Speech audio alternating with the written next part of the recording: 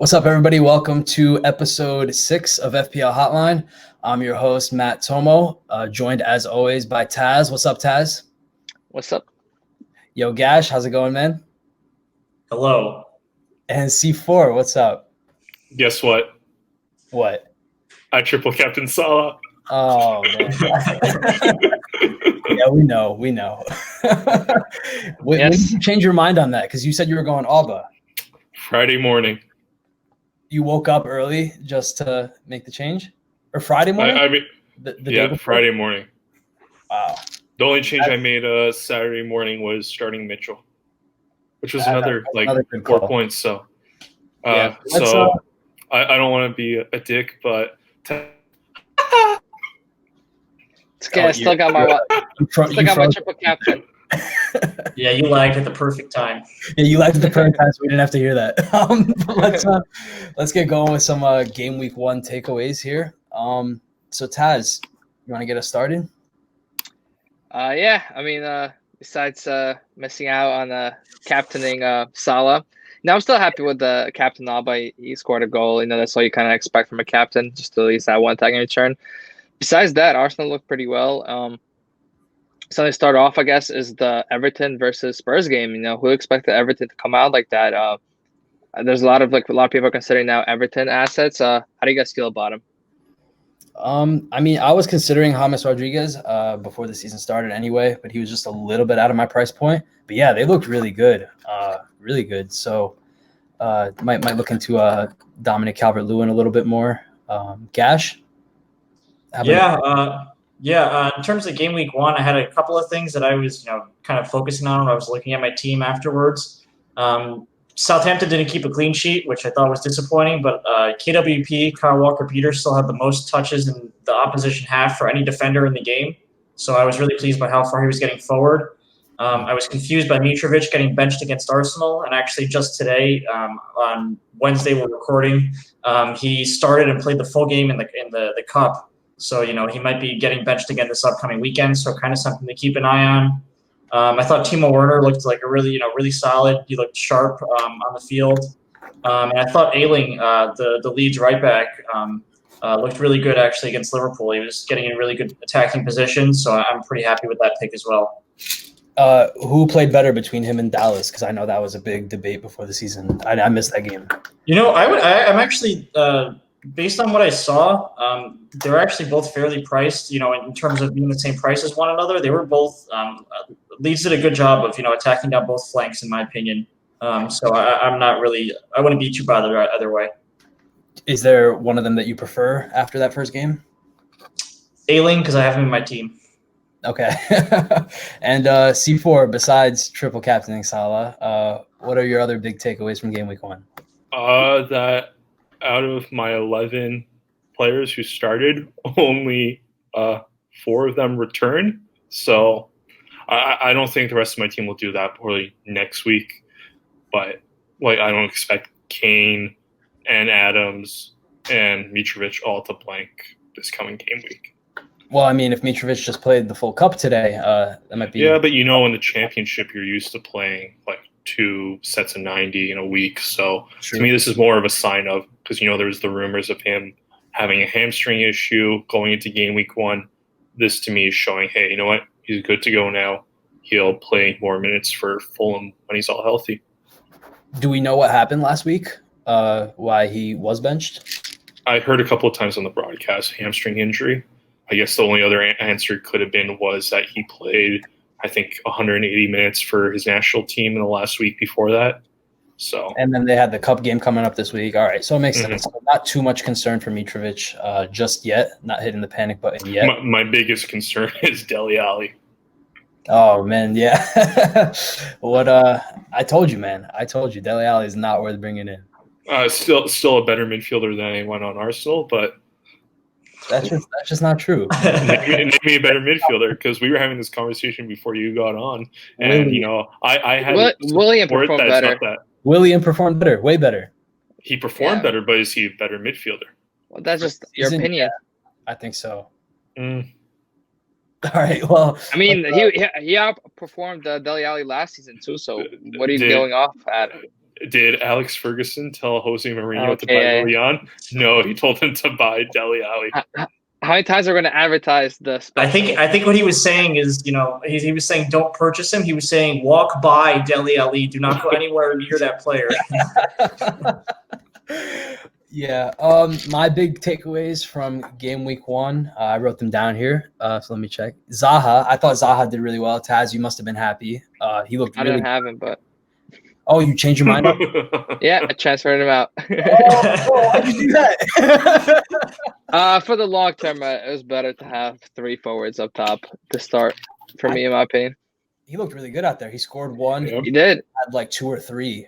He was involved in everything they did. So yeah, I'm excited about Zaha. Might try to find a way to get him in my squad after the wild card if he keeps it up. Also was a bit concerned about that Liverpool defense. They let Leeds score 3 on them. We know Leeds are a pretty strong team considering they just got promoted, but it was not a good showing for Liverpool at all. Are you guys worried about the Liverpool defense at all? So I'm not at all, and I'm saying that as someone that's doubled up on Liverpool with Trent and Robbo, if you looked at what's going on there, Liverpool only had an expected goals conceded of like 0.27 or something like that, and Leeds scored with like all 3 shots on target, or something along those lines, where it was just really really good finishing from Leeds, and Liverpool got unlucky. It was like an individual mistake from Van Dijk too, which he really doesn't make too often. So I'm not really too worried about that at all. Right. A lot of people were very worried on Twitter, I noticed. But that's probably just the knee-jerk reactions as always. Yeah, what else did I think? Che Adams looked really good as well with Danny Ings. Looked like he could be a solid option. I know we talked about him before the season as a solid option, but I think he kind of proved that Southampton can carry 2 goal-scoring forwards, like 2 FPL-worthy forwards. So I'm excited about him as well. I also thought that what's his face? I thought Callum Wilson looked really good as well. He scored a goal. I'm expecting big things from him. Yeah, C4. You notice anything? I just had one question for you. Did you? It seems like you actually remembered to set your lineup this week. Yeah, I did.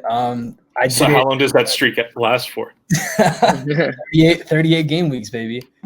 38 game weeks. I set it like 3 hours before the deadline. I think I made my final choices. Here's my question. Just because I'm an hour before you guys, I woke up at like 6:30 to set my lineup to make sure there was no leaks beforehand. Was anyone else up making sure there was no leaks? I was up, but not for that reason. Okay. Oh yeah.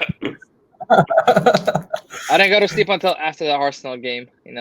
So nervous for the first game of the season. Stayed up the whole time. All right. Let's move on from game week 1 takeaways to looking forward onto game week 2, because we know that's what most of you guys are here for. Yeah. Are there any transfers that you're looking at game week 2, Taz? No, I feel like the way I built my team was to last me after the first kind of game week. There are some doubts about like Werner with the injury, but I believe he's gonna be healthy and he's gonna start. Somebody like Son didn't perform that well, but he didn't return points, but he did have I believe 1 shot on target inside the box, and he also created 1 big chance. So I think he could return points in the next couple game weeks. Same thing with Doherty, who also didn't return any points for Spurs. But the only thing that I'm kind of considering would be Son to Rashford for Man United fixtures coming up. But even then, I think I would just save. I think it's more important for me to save the free transfer and have 2 free transfers next week and see what I want to do. A big plan of mine was to always transfer Aubameyang next week and for Kevin De Bruyne. But then with that extra funds, I can do more. So. Good point. Gash, what are you looking at for next week?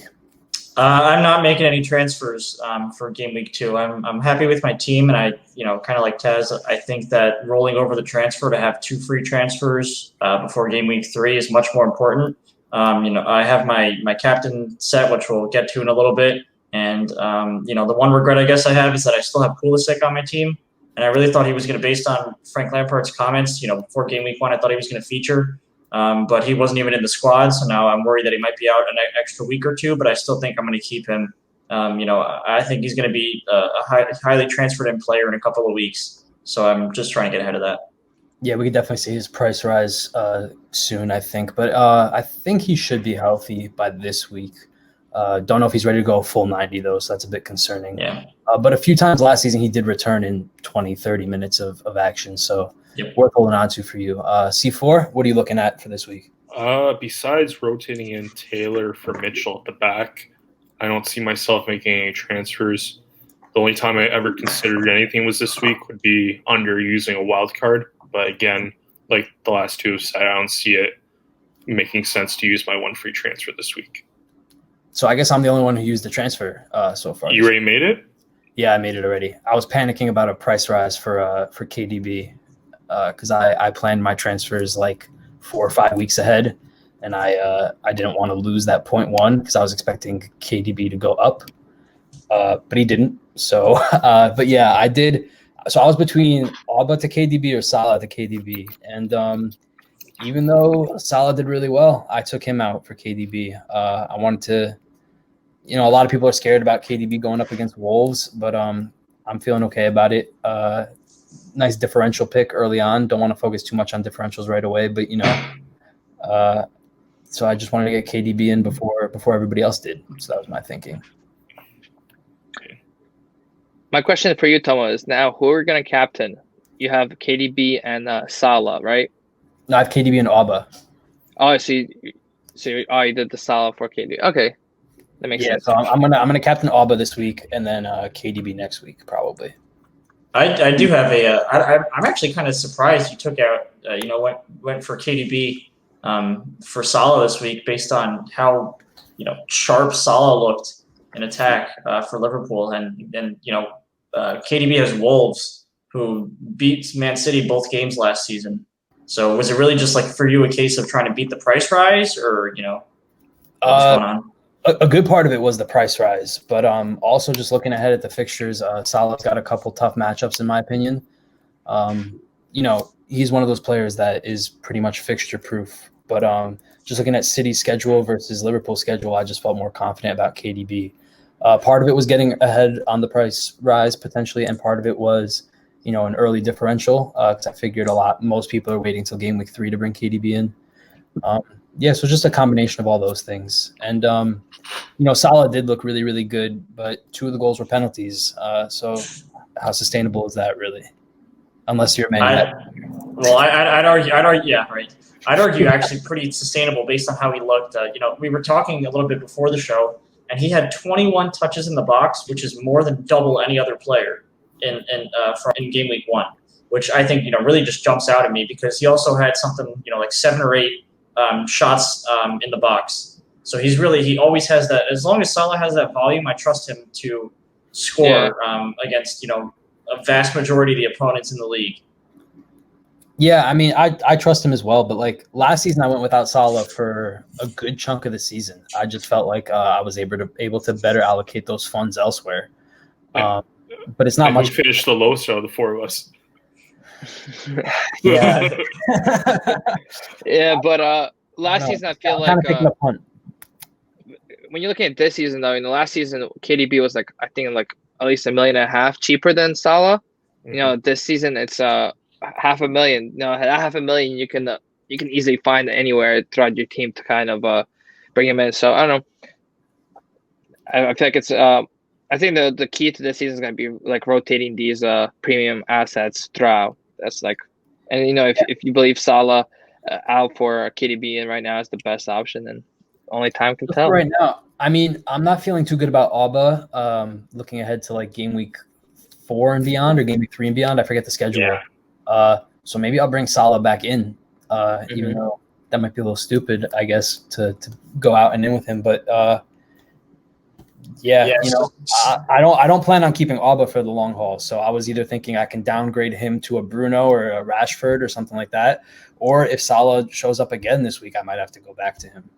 So I do like that plan because So Arsenal have West Ham at home this week, and then afterwards, the next next run of fixtures 5 is or 6 weeks. Yeah. Liverpool, Sheffield, Man City, Leicester, Man United, Aston Villa, Leeds, Wolves, and Tottenham. It's just an absolutely brutal run. It's tough. I mean, I don't think Arsenal are necessarily going to do poorly. They've been showing a lot of promise lately. I think they will do well, but it's not well enough to expect Alba to haul every single game or get braces here and there. Like I'm just, I think he'll still be scoring, but not at the rate as some of the other premium assets. It's a very tough run. Yeah, it's a very tough run. But I definitely wanted him for this week because he just signed the contract. 3-year extension. Very happy about it. I thought it was going to be announced before last game week, but I guess Arsenal's social media team likes to take time with everything. So yeah, but that's my plan. Yeah, C4. Yeah. You taking Dele Alli out?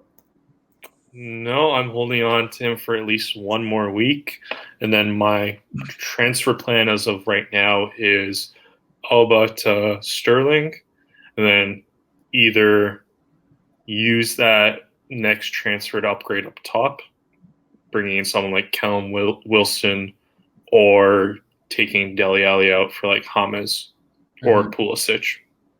I feel good about Callum Wilson. I saw a stat, and of course now I can't find it, but it was something like a very large percentage of Newcastle's attempts on target last season were from the center striker, the center forward. Something I forget the number. It makes me look bad, but so I think he's going to fill a big role for them, and it's good to see him start off. I think we played in the cup today, and his other Bournemouth boy, Fraser, got his first goal on his Newcastle debut. Sweet. So if that front line starts clicking, Almiron, ASM, Fraser, and Callum Wilson, that I definitely like for those like cheap 5.5 to 7 million attackers. Like I could see myself doubling up there. It's an attractive offense considering their fixtures over like the first 18 game weeks. Out of all of them, I feel the best about Callum Wilson. But did you say first 18 game weeks? That's almost every team. Yeah. I don't know what C4 is talking about, but I looked into Newcastle a bit. After Callum Wilson, he scored 8 points this weekend. He had 3 shots in the box. I looked at Newcastle. We already own ASM, and I was thinking, is the double worth it? But I would hold off until game week 7. From game week 7 to 14, all their fixtures except one are all difficulty rating of 2. So I feel like that's when the best comes in. I believe up until game week 7, they still have to play. They play Spurs, Burnley, and Man United and Wolves after this easy fixture of Brighton. So after the Wolves fixture of game week 6, from game week 7 to game week 14, they play pretty easy opponents. That's what I would probably bring in. Besides Callum Wilson from Newcastle, Jamal Lewis, 4.5 million defender, looks like to be the nailed on left back. With possible clean sheet returns. That's somebody. Once these once Pereira returns and maybe Southampton are having tough fixtures, I can see myself bringing him in for that 4 million budget spot on my team. The one thing I would say there is I wouldn't touch any Newcastle defender until Dubravka's back. Yep. Yeah. And when's that? Not anytime soon, apparently. How long are we talking? It was. I don't know this one off the top of my head, but it's a long one. Yeah, I want to say 2 months, but I could be wrong. Oh wow! It's always hard to tell with the keepers on the lower teams if they're just facing a lot of shots because the defense is poor and conceding more goals because of the number of shots they're facing. But I think Dubravka is actually one of the better keepers, on that maybe lower half of the middle of the table spectrum. So I think we'll see a market improvement once he returns. So Dubravka isn't expected back until the end of October. Okay, that's not all. That's the game week 7 around there when they start to play. So that's a perfect run. Yeah, exactly. How you guys feel about Chelsea assets? Just want to throw that out. A lot of people, they had the highest expected goals going into the season. I don't know if that was based off the restart or what. I got to start saving these stats when I see them on Twitter because it would be really great to actually use this in the episode. But it was either that I think they had the highest expected goals in the restart. I think that was Yeah. Okay. yeah. Chelsea assets were amongst the top transferred out. Also, I think Werner was like one of the more transferred out players, but same thing with Pulisic and Havertz. They didn't look great. I was expecting them to do really well. I had Havertz and Werner in. I'm actually. Yeah, sorry, I don't mean to cut you off. I agree on the Havertz part. He did not look too good at all, but Werner actually has had. He had 5 shots inside the box. He had 7 touches in the penalty area, which was tied for or makes him 4th most out of all the forwards in FPL. So I thought he was kind of unlucky not to get he got the assist, but not to get a goal himself. I agree with Havertz, that. on the other hand, is I'm a Man United fan, so I can laugh at him. But I think he took 0 shots, right, Havertz? Yeah, dude, he was playing. I took a look at the heat map. He was playing behind Conte most of the game. So I don't know what's going on there. Very deep lying playmaker. Yeah, if that's the case, he's out of my team like instantly. But I don't know. That was a rough week for Chelsea.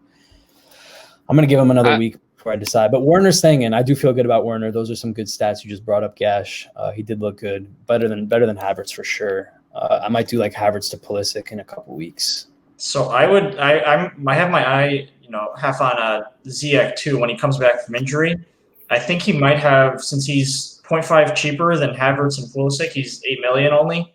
I think he might actually be the best points per million value on the team over the course of the season. So it might be a good way to save some money. Instead of, if you don't want to have a Pulisic or a Havertz or a Werner, you can have Ziyech in there and save the extra 0.5 or 1 million to upgrade elsewhere. So that's kind of where I'm focused on the next couple of weeks in terms of Chelsea, at least. How good do you feel about him though? Like if you had to rank the 4 main Chelsea assets, not by points per million, just skill, how do you do it? Yeah, I might have him at 4th. I think I would have him at 4th overall. So that's why I'm not keen to bring him in before I see him play. It's one of those where I'll give him a couple of game weeks, and if he looks pretty good, like he can justify bringing him in for a cheaper price, then it's something to consider. Right. That saving that 0.5 could be helpful. What do you guys think about like Man United assets? Rashford, Bruno, Martial, Greenwood in there too. You can go first before I just talk. This might be getting into a little bit of a more topic, but in terms of this game week, I think them or Arsenal, I would expect the best attacking returns out of any of their FPL players. Mm-hmm. And so we were talking about this before the show. I'm kind of aligned with what you were saying, Gash. I think if I had to own in order the 3 main United assets, I'd go Martial, then Rashford, then Bruno. I would rank them the same way, but that's considering their prices. I like Martial being lower priced. I'm looking at him for next week. Right now, my plan is to go from Alba, do like I might take a -4 hit next week to get Alba out and get Martial and someone else in there. I know I didn't take. I think I took 1 hit all of last year, so that can make all the difference, though. I don't mind doing once here. So I would it's almost Rashford's role post restart once Bruno really got into the flow of the team. He almost played as like a wide playmaker, hanging out wide a lot more than he had been beforehand. So for that reason, I think out of those 3, Martial, Bruno, Rashford, I would go in that order of my favorite to least favorite: Martial, Bruno, Rashford. Martial because he's $500,000 cheaper than Timo Werner. And he had 6 goals and 3 assists post restart in 9 games, so a return every game he averaged. And then Bruno's on penalties as well. And Man United are going to get 25,000 penalties in the league this season, so that's a bunch of guaranteed goals for Bruno. Do you know how many penalties Man U had last year? More than Arsenal had in like the past 6 years. I know that. Yeah, our Arsenal have been the real attacking team to watch for the past 6 years. So. Yeah, I mean, I feel pretty good about Bruno, but are the penalties sustainable at that rate? I mean, I guess if you're I don't think it's necessarily sustainable at that rate. I think the important part is when you watch the games, he's really at the heart of a vast majority of their attacks now. So just the the fact that if you have belief in Rashford and Martial and Greenwood to keep finishing the chances, then there's a really high chance that Bruno's going to be involved in creating the goals, either through an assist or some kind of 1-2 or like a pass setting it up, or even laying it off to someone. Then Rashford say cuts it back to him, and Bruno's there for a tap in. So I've always looked at Bruno. Not always. For the past year, I've looked at Bruno as kind of like a KDB light, like a great value KDB. He plays a little bit higher. He's more of a 10 than KDB is. KDB is almost like a CM / like an attacking 8-ish, but Bruno's really more of a natural playing behind the striker or attacking midfielder. Yeah. Taz? So, I was gonna say I agree my ranking with Gash's in terms of I think Martial's the best in term for the money. 9 million forward is pretty good. I think most people can find that either upgrade like an Ings or like a Jimenez up to 1, or just downgrade a Werner if you're not feeling safe about him. But yeah, Rashford, I feel like 9.5. He's also a solid pick, but Bruno, even if he doesn't sustain the penalties, I feel like they're still gonna get almost something similar. He's still gonna finish goals, and he's always if he's not the assisting, he's the one right before the assist. So I feel like he's always in the heart of that attacking team. So being the one right before the assist doesn't do us any good in FPL. Yeah, but it's better than not being involved at all in the attack. It kind of just shows that the ball goes there so much. Yeah, and the good thing about United too is they seem to be a team that could pour on 3, 4, 5 goals in a match if things are going well. So a lot of times last season we saw all 3 of them return some points. So it's something to watch out for. I kind of feel like they're kind of similar to Chelsea in that sense, where I feel like they're going to score a lot of goals and they have 3, 4 options that are very tough to decide between. So I've been losing a lot of sleep over Chelsea and United assets. It's just so hard to navigate, I feel like, because they're all priced differently and for good reason. You can make arguments to save the money or go the premium. It's really hard to navigate those two teams. C4, you were about to say something? Okay, going back to the whole penalties thing, I have it pulled up from last year. So you want to here's a 3-pronged guess. You want to guess how many penalties United have, how many Liverpool had, and how many the lowest for any Premier League team was last year. I can get this, I think. Okay. I'll go United 16, Liverpool 6, and the lowest was 0. Do you want us all to guess? I mean, do you guys all want to guess? Yeah, I think United had 16. I think I remember reading that. United 16, Liverpool 9, and the lowest 0. Taz? Yeah, I'm gonna go with either 16 or 15. I think Liverpool had 7, and the lowest was 0. So you guys are somewhat right. So United had 14 penalties. They scored on 10 of those. Liverpool only had 5. And then the lowest was Newcastle with 1, which they did not score on. So the entirety of last year, Newcastle United did not score a penalty. Which, come on. Doesn't bode well for Colin Wilson. There's something up there. There was actually 3 teams that had only 1 penalty last year: Newcastle, Everton, and Sheffield. How is that even possible over the course of a season? Especially with VAR now. That's come on. Oh, I don't think VAR makes anything easier.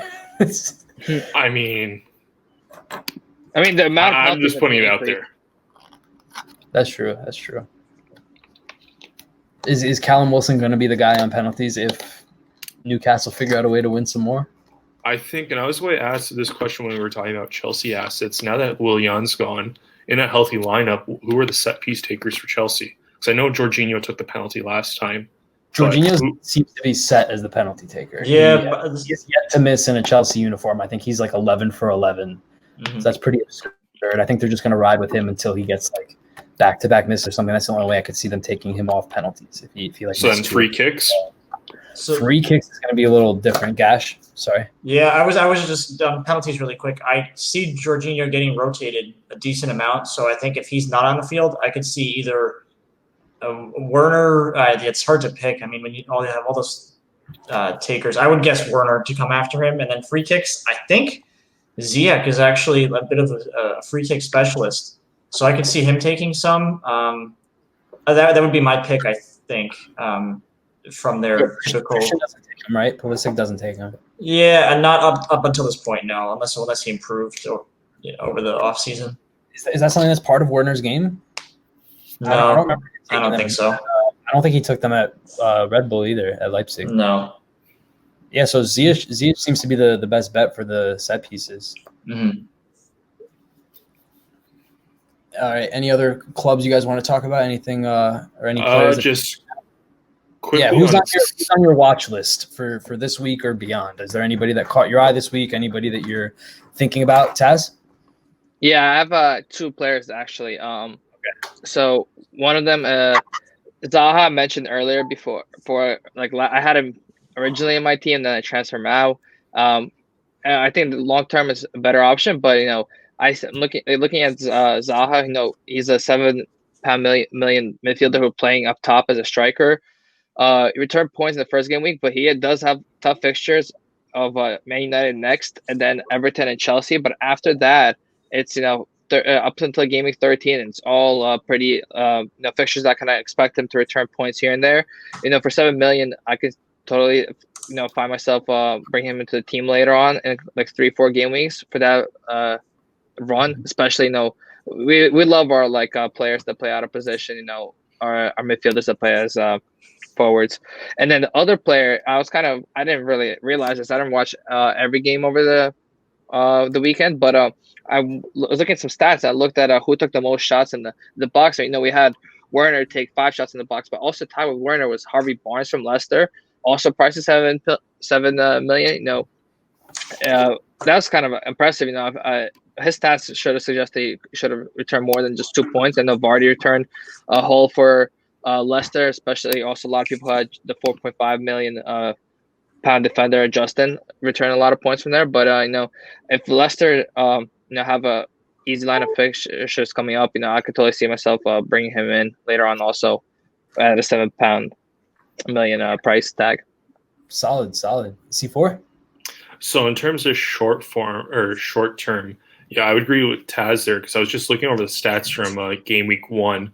If you look at the expected points of all the players from an FPL perspective, at midfield, it was Salah 14.8, Jorginho at 7.4, Willian at 7.4, and then Barnes right there at 7.2. He was the only one who didn't return. So that makes him a really interesting prospect for me, especially at that price point. And in terms of another lower price midfielder, I really like Wolves' Podence, but I guess the question is he nailed on for sure? And the only long-term move I'm looking at is I'm waiting on Sergio Aguero, because as soon as he's starting and fit for City, he's in my team, no matter what. You've been really high on him for sure. Oh, sorry. Yeah. I was just gonna say, C4. You're big on Richarlison before. Now to know how good Everton looked. Are you back on him or not at all? He did have 5 shots in the box. Also, he missed 2 big chances, so it kind of sucks he didn't return points, and Calvert-Lewin did. But are you still big on him or not anymore? It's weird, just his price point of literally James and DCL are both cheaper than him. Like, it's hard for me to justify spending the extra on him when I could easily see the other 2 outscoring him. I still think he's a good FPL asset. It's just there's 2 other really good ones on Everton too. But I'm high on him. I think he'll have a really good season. It's just I don't think it's every way it makes sense to have him in your team. Yeah, his price is a little too much for me, and I think if you're trying to decide between the 3 of them, it makes more sense to go with James or Calvert-Lewin. But Taz or Gash, I know you guys have the stats subscription. Can you guys pull up a comparison between Calvert-Lewin and Richarlison? Richarlison had better underlying stats game week 1. It was kind of almost unfortunate for him. Yeah, he missed 2 big chances. Kind of unfortunate for him not to score or return any points at all. Is there anything you want to see in particular, Tom? Or like shots in the box? Richarlison had 5. Calvert-Lewin had 2. Okay. What's It's the price just in the diff- box, and then Richarlison Calvert- had a Sorry. Richarlison had a total of 7 shots, and Calvert-Lewin is he's 7 million, and Richarlison's 8 million. So you're paying. Richarlison does play out a little bit on the left wing, like in that role, but that 1 million you're paying more for a more of a class player in my opinion. But also at the same time, Calvert-Lewin as a cheap option, I think is solid for that. What looks like a really improved Everton team. I'm looking here. Calvert-Lewin actually went up 0.1 this week. So he's 1 now. A lot of people pretty high on him after that performance. I don't know. I didn't feel good about him going into the year. I wasn't sure if that Everton could sustain 2 FPL forwards, but looks like they might. C4? To follow up on that, though, just from my tool, if you look at the expected points for the game week, Richarlison was at 7.19, Calvert-Lewin was at 4.44, and if you're looking at purely just about goal scoring, Calvert-Lewin had expected goals of 0.32, and then Richarlison was up there at 0.83, which I think is pretty good. Yeah. And when you look at touches within the box, Richarlison 9, Calvert-Lewin 2, final third passes, Richarlison 11, Calvert-Lewin 7. Like, that definitely does look like a better FPL asset to me. Just that price, though. Yeah, that's tough at 8. And you can go in so many different directions. Just an extra million gets you Martial. That's tough. But Gash, you want to give us your little watch list? Yeah, so I actually have. I'm watching 2 players on Crystal Palace that are not Zaha, surprisingly. So number one is Batshuayi, who they signed from Chelsea. He's priced at only 6 million, and he hasn't started yet. He didn't start game week 1, but I think he's a really solid option for them. They're a team that tends to, in my opinion, create a lot for the center striker. And I think the other signings that they've made. So Eze is another player I wanted to mention, and I think he looked really solid out on the wing. I don't know if I'm going to bring him in just because of I believe he's priced at 6 million, and I don't see him getting enough returns to justify that. But in terms of an actual soccer sense and not a fantasy Premier League sense, he looks like a really tricky player who can set up a lot of chances for Batshuayi. And then my last player is James Rodriguez. Looked really, really good game week 1. I think he had something like, I don't know if I forget the stat, but he was linking up with Richarlison really, really well. My only concern about him is his injury problems.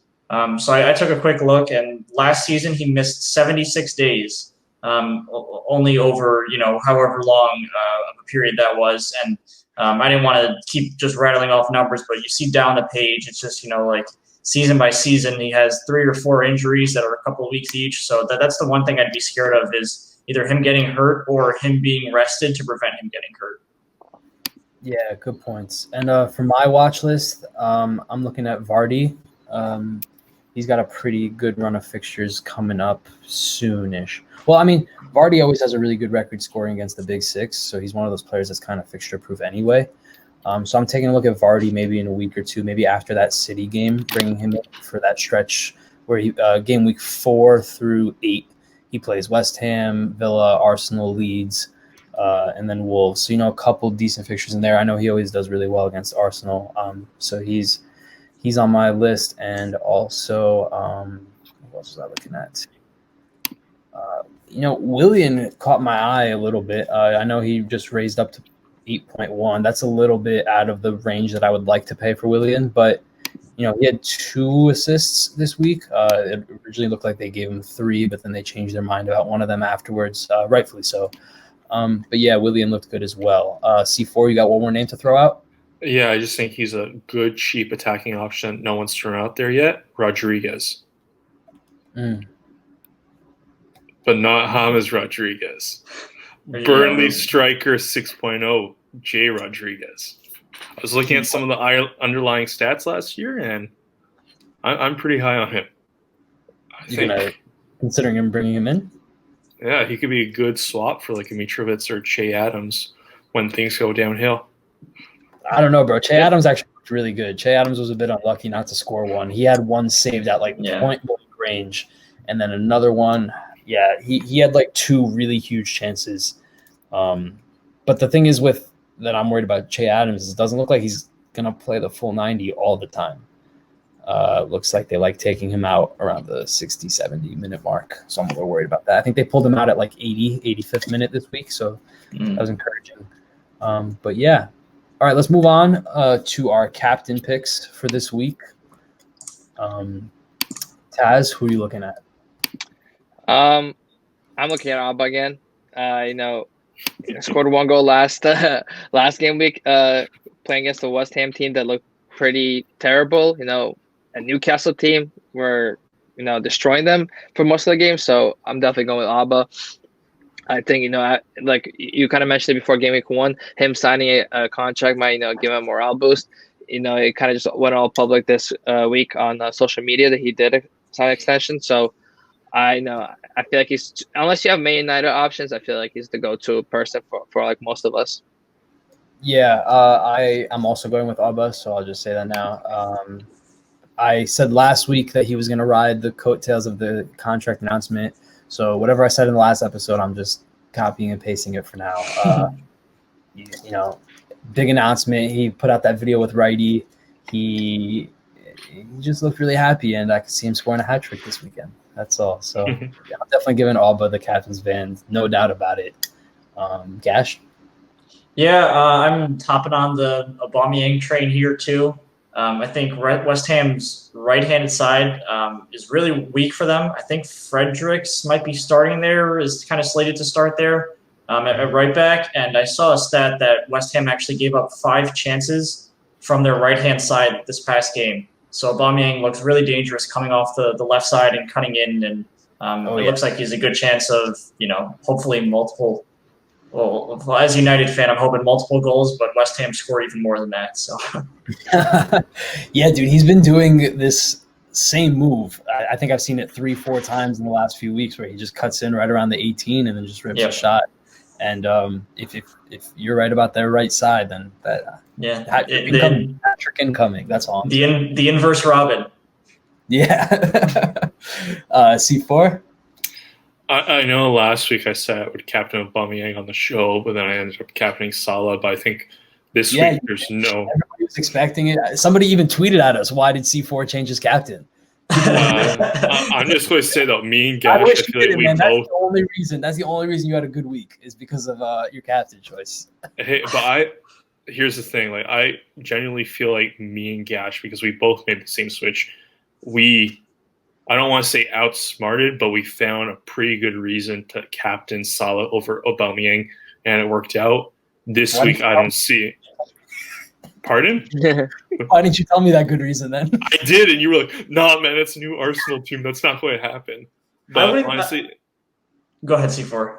I can't find, I can't see any conceivable reason to even consider another player, especially since I don't have a Man United player in my lineup for this week. Yeah, there's no one else I consider. So you mentioned us outsmarting Taz and Tomo, and I wouldn't say like that because that sounds kind of rude. I would say that they outstupided us. And I think that sounds a lot better. Fuck you, man. If you guys did have United assets, because none of us do, right?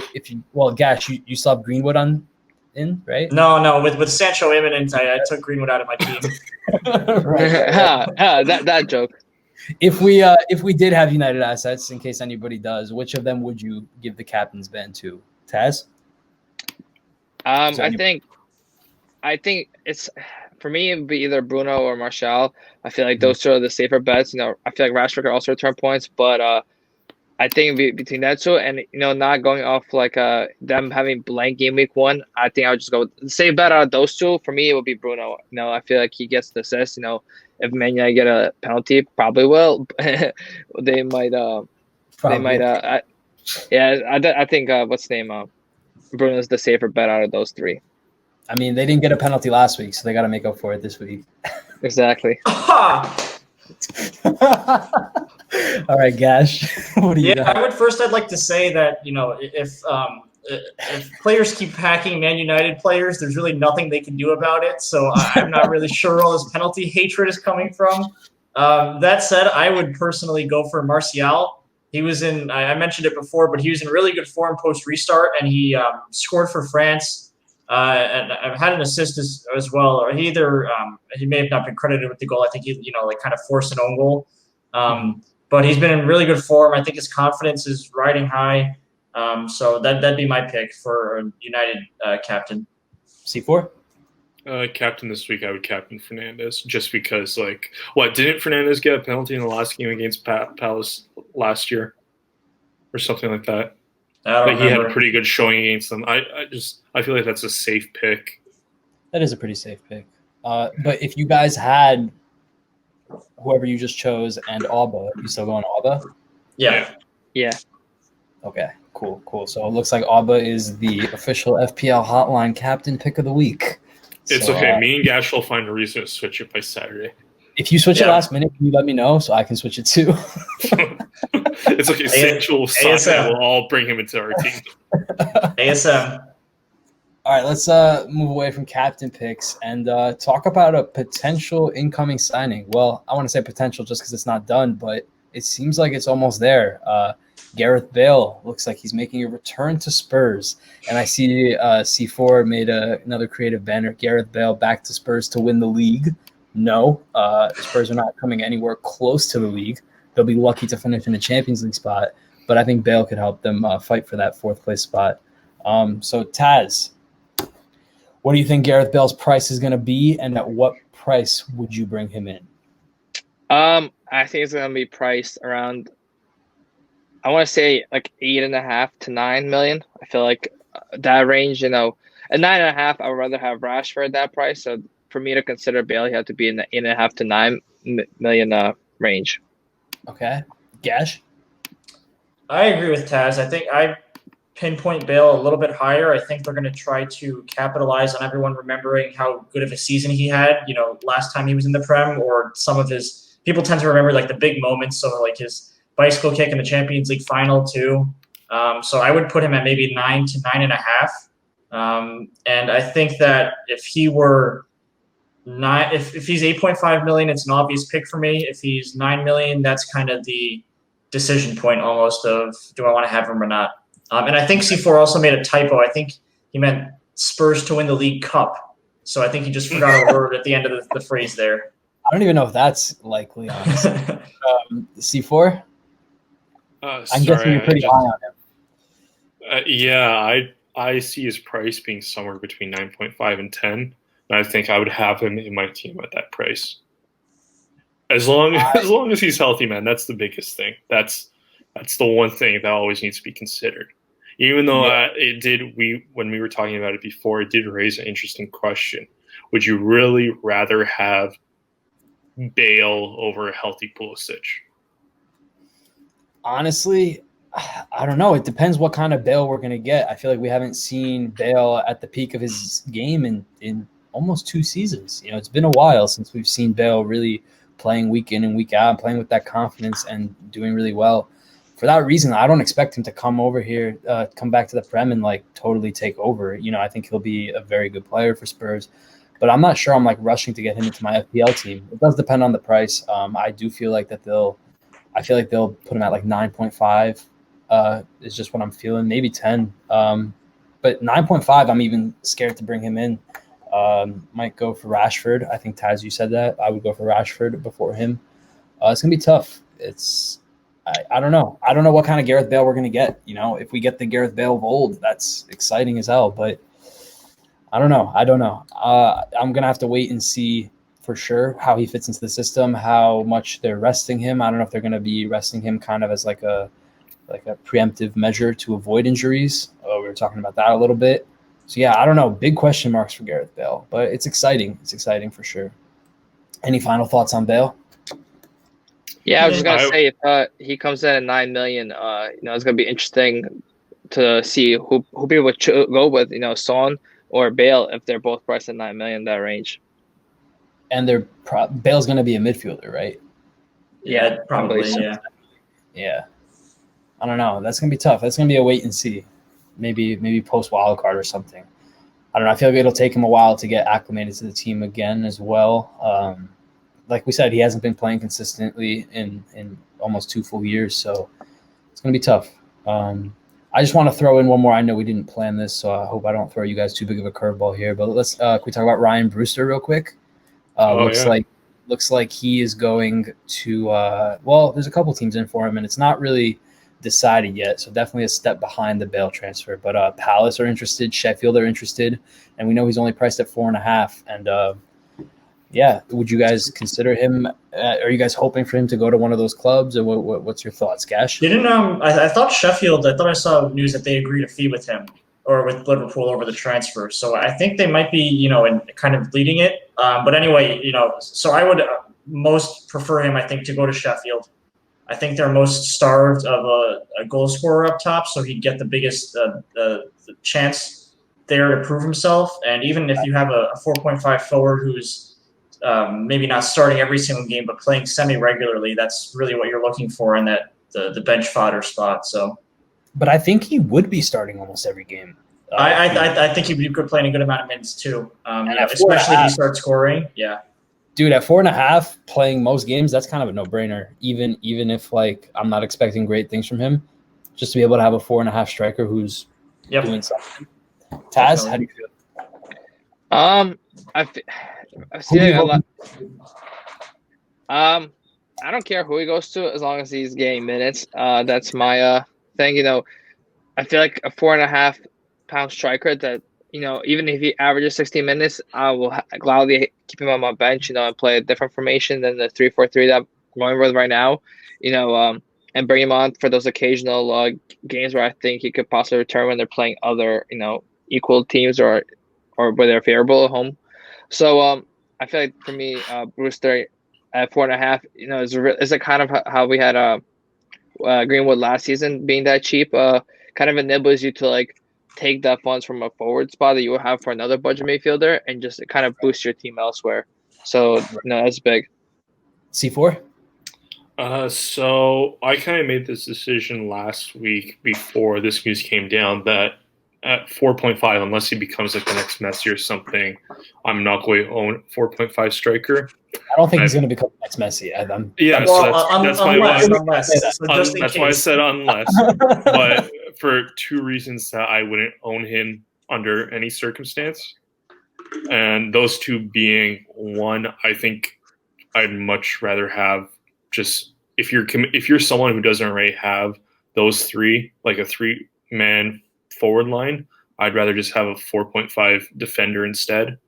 And my second point being that if anything ever happened to Brewster and you want to take him out of your team, I think it's more of a pain to have funds allocated to transfer him out, because it's not the same as a 6.0 striker where you can just make a bunch of lateral moves to different options. At that 4.5 mark, who can you move him to? That's a good point. He kind of would be stuck on your team if you brought him in. The amount of money you'd have to move around to get him out, that's not a simple transfer. But then he would just be bench fodder, regular 4.5 not playing. I feel like you wouldn't have to worry so much about that happening, because if he misses a couple game weeks, he'll just sit on your bench for a couple game weeks. I feel like the only thing that could really screw you up is out for the season.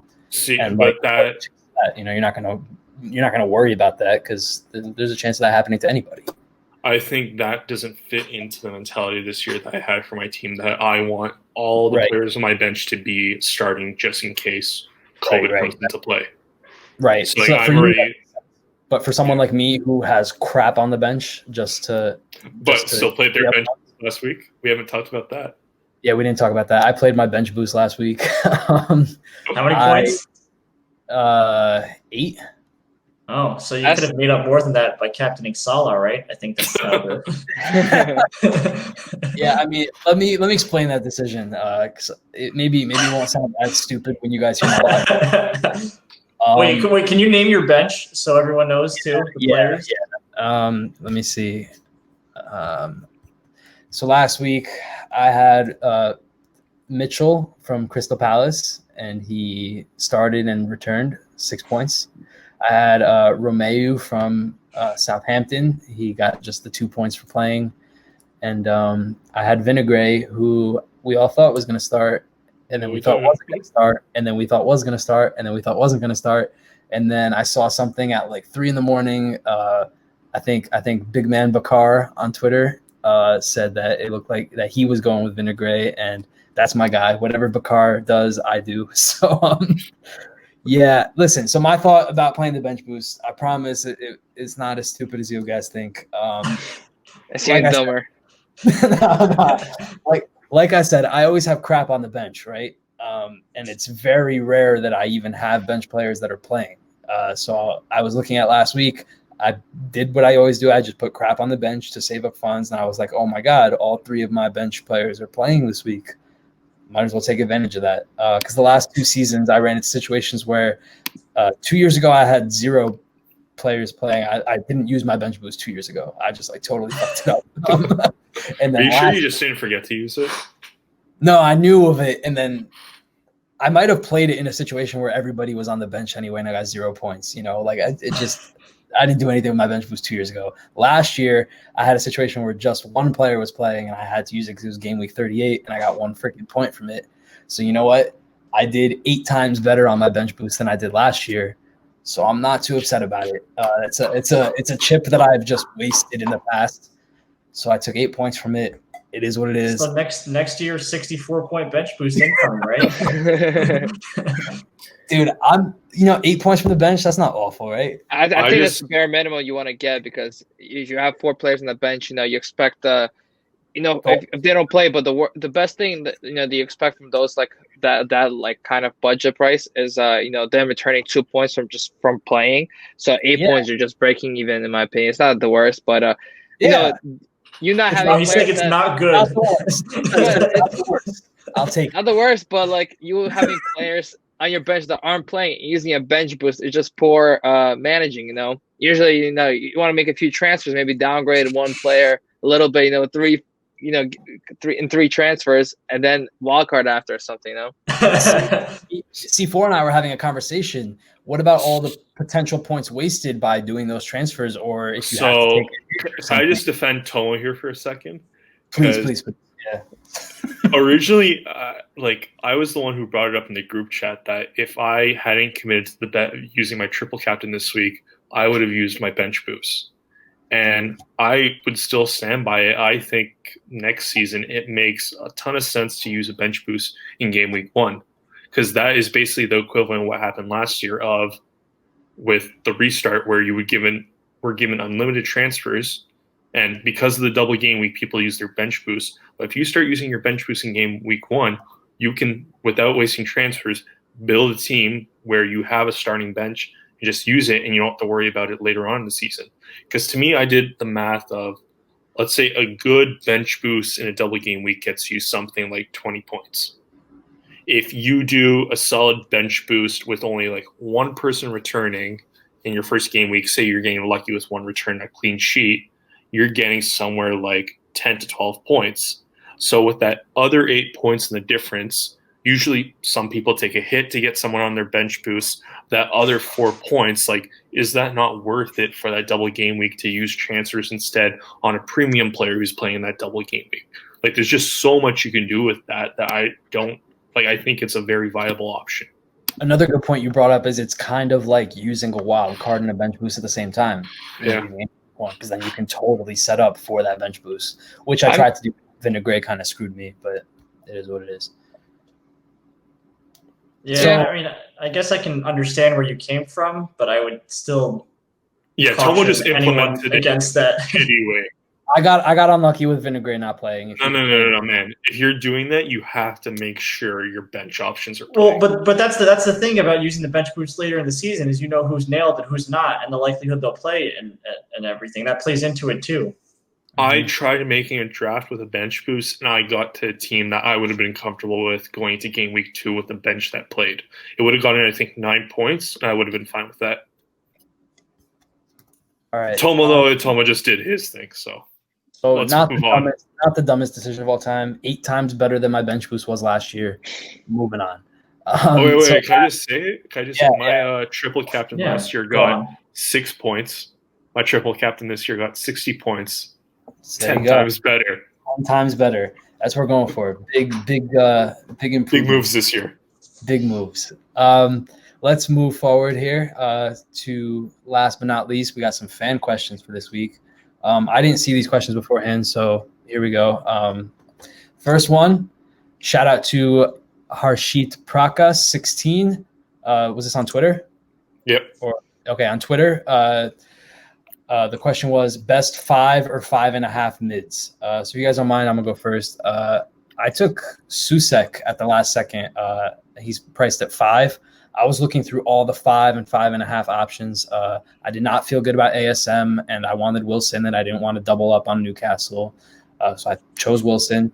And Susek had an awful run of fixtures to start the season, admittedly. Let me just read it out for you. He had Arsenal last week, Wolves this week, and the next 4 weeks are Leicester, Spurs, City, and Liverpool. So that's an absurd start to the season.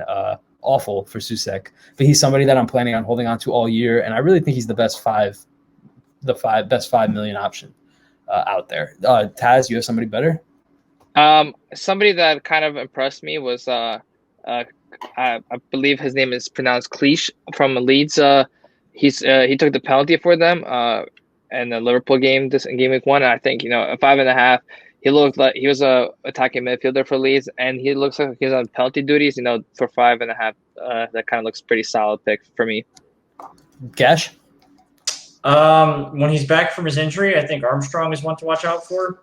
Yes. Southampton don't look too good defensively, but offensively, I think after a couple games they'll start firing again, and he's really one of the creative outlets in that team. C4? Just 4 names: ASM, Podence, Souček, and Armstrong. Yeah, Podence looked good, right? He had the assist. Mm-hmm. Yeah, he looked good. There is still some question about whether he's nailed. Moving on to the next question. Is it worth removing Pepe for a hit? And this is from at WAG FPL on Twitter. Is it worth removing Pepe for a hit? Taz? I mean, my question would be, why would you have Pepe in the first reason? But for a hit, I actually don't even know how much he's priced at. So let me see. He got a price drop to 7.9. So he's 7.9 now. Wow. Yeah, I mean, a hit. I feel like there's pretty good options cheap-wise that you can downgrade to and not take a hit, unless you're, how badly your team is fucked at this point right now. But yeah, I think you can go down and then use those funds to upgrade somewhere elsewhere. I'm guessing you want to take a hit in order to upgrade somewhere else, or even upgrade with Pepe. Yeah, I think it's worth taking a hit. I do expect Pepe to have a better season than last season, but I think it's going to be a really slow start. He didn't even play this first game week. So yeah, I think it's worth it, but just make sure you don't take too many hits. Gash? I don't think it's worth taking a hit. I think the bigger priorities now are, focusing on the premiums and the players you're going to captain to get them into your team. I do think you deserve a hit to the head, though, for having Pepe in your team from the first game week. That's a little harsh. C4? I know before the season I said I don't want to take hits. But the more I think about this, I think she has to. You have the price drop. So Arsenal, with the next upcoming fixtures, pretty unlikely that Pepe is going to go back up in price. So, you can't hold on to him. You don't want to waste a transfer on Pepe next week when you could be bringing in City or United assets. So, to me, I think you kind of have to do it. Otherwise, you're holding on for him for another 2-3 weeks, which could be a waste. Right. My only thing to say to that is you're taking a 4-point hit, right? So let's say you don't expect Pepe to bring you any points for the next couple of game weeks. If you're taking that 4-point hit, you better be transferring in players that you're gonna keep for a couple of game weeks. They're gonna make up for that 4-point hit back. If my suggestion is to just transfer them out and then make those transfers along the line, or even just suck it up and just take the points off this week, and then just make the 2 free transfers next week. I feel like you have to look at it from a point of are the players you're gonna bring in for the 4-point hit, are they gonna make up those 4 points in the immediate? And if they are in the long term, you believe so, then yeah, just go take the hit. Right. All right, last question. What would you do with Son? Change to Rashford, James, or hold? Wait. Let's let this question wrap around again. What would you do with Son? Would you change to Rashford, Would you change to James or would you hold and suffer a price fall?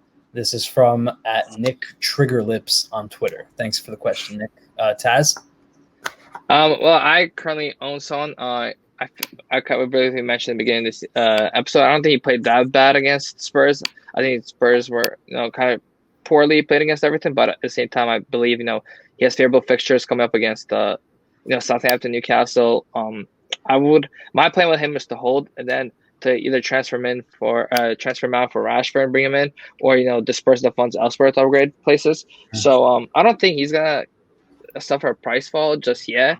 Maybe if he plays the next 2 game weeks, he'll go down. But besides that, I would, me personally, I'm gonna hold him at least for 1 more game week and then see what I can do. Cash? To Nick Triggerlips, I would say the next name coming off of his trigger lips should be Marcus Rashford. I think he's a much better option than Son at this point, unless you are already loaded up with Man United assets. But otherwise, I'd consider switching to Rashford. That's why you were smiling before it was your turn to speak. You had that. I thought of it like 20 seconds earlier, and I was like, this is going to be so cool. C4, what's your advice for Nick? I would move on as quick as possible. I didn't realize, according to FPL statistics, he's pretty close to a price drop. So yeah, move out quickly. Yeah, I agree. Get rid of Son ASAP. I was not high on him going into this year. I'm not high on any Spurs asset. Except for Dele Alli. No. Yeah. could be my Arsenal bias, but if you can go to Rashford, I would go to Rashford. If you want to save a little bit and go to James, you could do that too, but definitely move on from Son.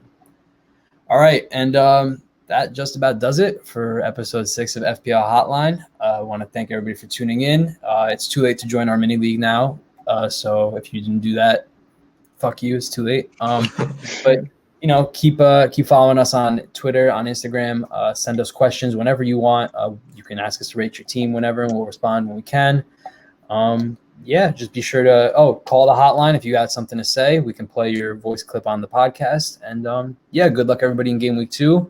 Thanks Taz, thanks Gash, thanks C4, and we'll see you guys next week. Peace. See ya.